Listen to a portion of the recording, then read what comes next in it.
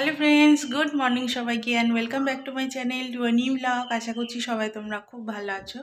আর আমি কিন্তু গোপালের কৃপায় খুব ভালো আছি। তো সকাল সকাল দেখে বুঝতেই পারছো রেডি হয়ে, কারণ হচ্ছে গেছিলাম বাবুকে স্কুলে ছাড়তে।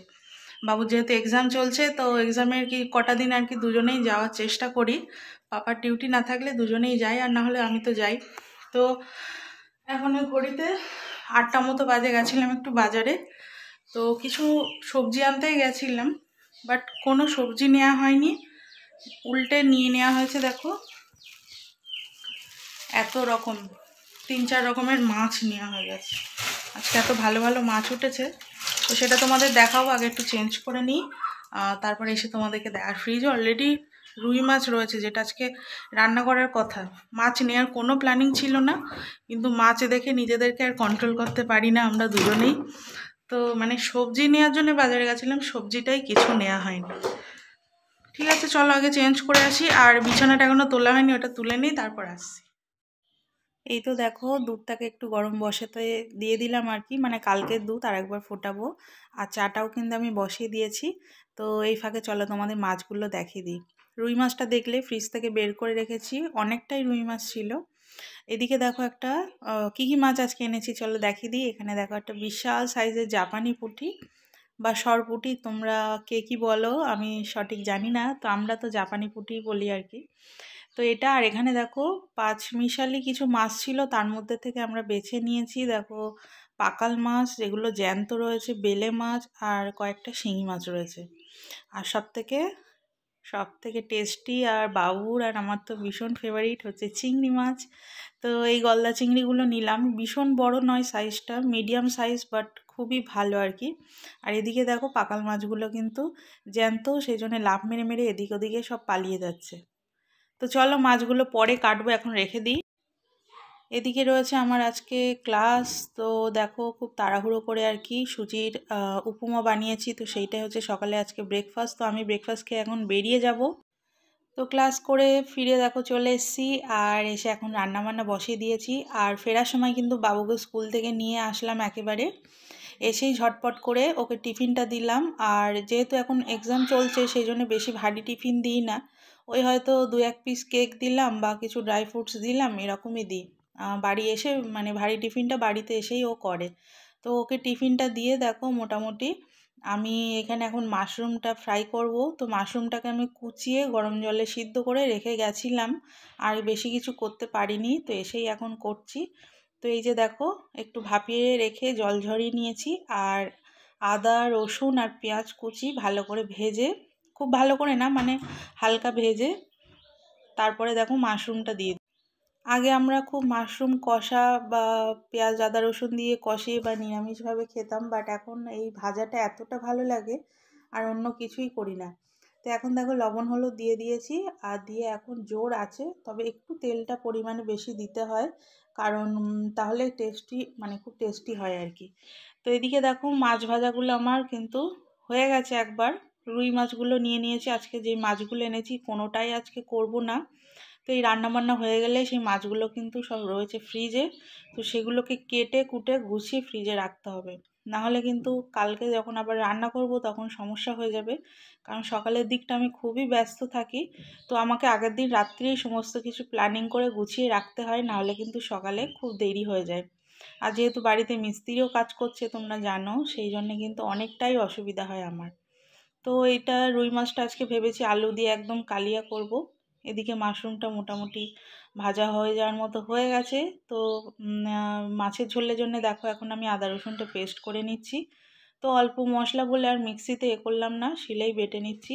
আর যেহেতু কাঁচা গরম মশলা বাটবো, সেই জন্য শিলটা আমাকে পাতাতেই হতো। আর বাড়িতে আমি যখন রান্নাবান্না করি বেশিরভাগ সময় চেষ্টা করি শিলনোড়ায় মশলাটা বানিয়ে নেওয়ার। শিলনোড়ার মানে মশলা খুবই টেস্টি হয় আর কি। তো এই যে মাশরুমটা আরেকটু নেড়ে দিচ্ছি। আর মাছের ঝোলটা আজকে যেমনটা বললাম ওই অনুষ্ঠান বাড়ির মতোই আলু দিয়ে কালিয়া করব, তো তার জন্য কিন্তু আমি খুব মোটা মোটা করে আর কি আলুটা কেটে নিয়েছি। আর এদিকে দেখো সামনে কিন্তু পেঁয়াজ কুচিয়ে রেখেছি বেশ অনেকটা পরিমাণে। আর একটু ক্যাপসিকাম ছিল, তো ক্যাপসিকামটাও আমি দিয়ে দেবো, না হলে শুকিয়ে যাচ্ছে নষ্ট হয়ে যাবে। পেঁয়াজ আদা রসুনের তরকারিতে তোমরা ক্যাপসিকাম দেবে এক টুকরো, দেখবে টেস্টটা খুবই ভালো হয়। আর একটা জিনিসও খুব ভালো হয় আলু পোস্তর মধ্যে দিলে। তো এখন দেখো তরকারিটা করে নেব। জিরে দিয়ে দিচ্ছি, তেজপাতা, শুকনো লঙ্কা, ওই মাছ ভাজার তেলেই। আর এরপরে আলুগুলোকে আমি দিয়ে দিচ্ছি। দেখো খুবই মোটা মোটা করে কেটেছি, যাতে মানে 1 পিস বা 2 পিস হলেই হয়ে যায়। তো যেহেতু দুবেলার তরকারি, সেই জন্য একেবারে গুনে গুনে আলু দিয়েছি দুবেলাতে, যাতে একেবারে হয়ে যায়।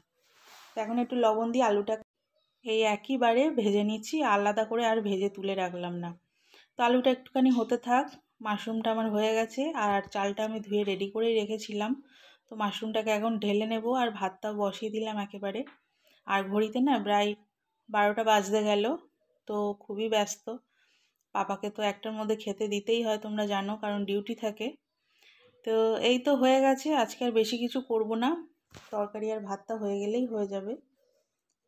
কারণ ফ্রিজে হচ্ছে কিছু জিনিস আছে, তোমাদেরকে দেখাচ্ছি একটু পরে। তো এখন দেখো পেঁয়াজটা দিয়ে দিচ্ছি আলুর মধ্যে। তো পেঁয়াজ আর ক্যাপসিকামটাও আমি একটু ভেজে নেব এর সঙ্গে। আর আলুগুলো কিন্তু আমার অনেকটাই সিদ্ধ মতো হয়ে গেছে, যেহেতু ঢাকা দিয়ে দিয়ে করছি। তো এই ফাঁকে আমি কিছু বাসন জমে গেছে, মানে সকালে যে টিফিনের বাসনগুলো, তো সেগুলো একটু ধুয়ে নিচ্ছি, কারণ এগুলো দিয়ে দিলে দিদির আবার অনেকটা হয়ে যাবে। আর এগুলো কিন্তু আমি করেই থাকি, মানে রান্না করি আর এদিকে বাসন ধুতে থাকি। এতে করে আমার সুবিধাও হয়, আর এই ছোট ছোট পাত্রগুলো লাগে বারবার, তাতে করে কাজটা এগিয়েও থাকে। তো এই যে মোটামুটি বাসনগুলো ধুয়ে নিই তাহলে।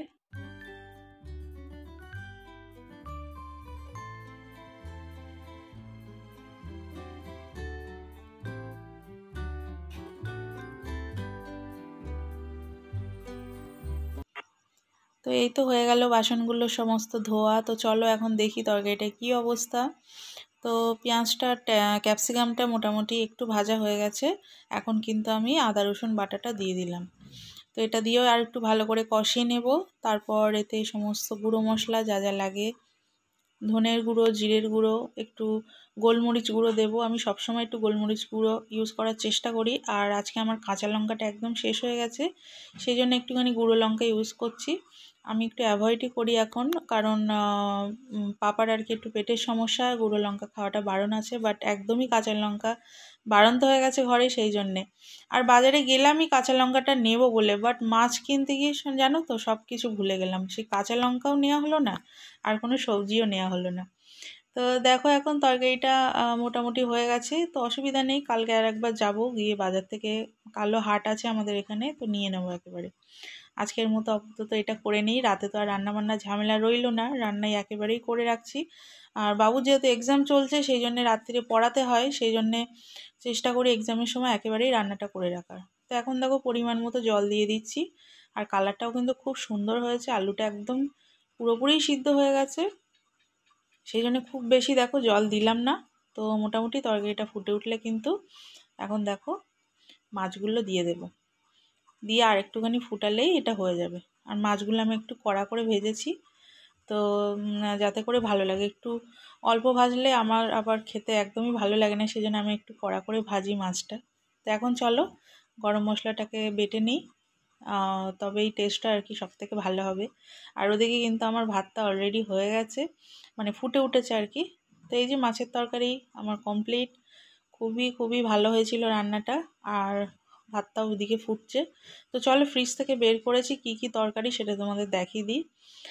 এখানে দেখো রয়েছে শাক ভাজা, কুমড়ো ফুলের বড়া, শিম চচ্চড়ি, এখানে একটা চিংড়ি মাছের তরকারি রয়েছে, বেগুন ভর্তা, এখানে আছে মাছের তেল। এই যে মাছগুলোকে কেটে ব্যবস্থা করতে হবে, তো বুঝতেই পারছো অনেক তরকারি রয়েছে। তো এদিকে চলো তোমাদেরকে উপরটা তো অনেক দিন দেখানো হয় না, এটা আমার সিঁড়ির ঘর। তো সিঁড়ির ঘরেরও খুবই খারাপ অবস্থা, তবে একটা সুবিধা আমার, সিঁড়ির ঘরটা একটা সাইড বলে ওই দিক দিয়ে ওরা ঢুকতে পারছে, নাহলে ঘরের মধ্যে দিয়ে হলে খুবই অসুবিধা হতো। তো এদিকে দেখো এই যে ছাদগুলোকে যে প্লাস্টার করা ছিল সেগুলোকে ছাড়ানো হচ্ছে, তারপর অনেকটা ভাঙাও হচ্ছে। আর এদিকে কিন্তু খানিকটা আমাদের গাঁথা হয়েছে আর কি। এদিকে দেখো ট্যাঙ্কের মুখটা খুলে রেখে দিয়েছে, এতে দেখো নোংরা হবে। তো মোটামুটি এখন তোমরা বুঝতে পারবে না, আপাতত খানিকটা পাঁচিল আর কি তোলা হয়েছে। তো এই তো হচ্ছে আপডেট। তো আজকের মতো ব্লগটা এতটুকুই থাকছে বন্ধুরা, টাটা।